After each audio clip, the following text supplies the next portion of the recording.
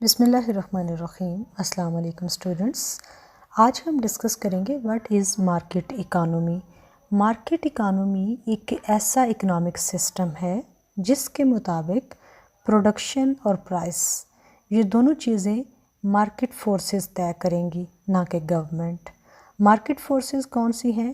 Demand and supply, اور جو privately owned businesses ہیں ان کے درمیان کمپٹیشن ڈیسائیڈ کرے گا کہ مارکیٹ میں کسی چیز کی پرائس کیا ہوگی اور مارکیٹ میں کوئی چیز کتنی پروڈیوس کی جائے گی۔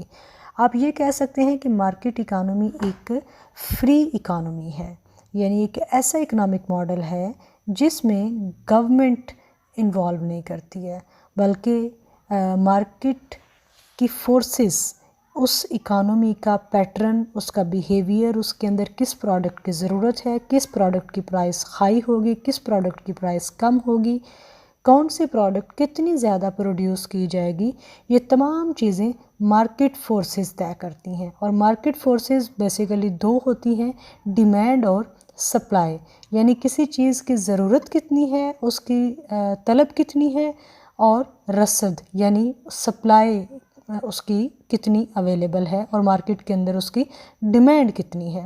یہ جو تمام ڈیسیشنز ہیں پرائس کے بارے میں یا پروڈکشن کے بارے میں، یہ انہی فورسز کی مدد سے لیے جائیں گے، نہ کہ گورنمنٹ پرائس میکانزم دے گی پرائسز کو کنٹرول کرنے کا۔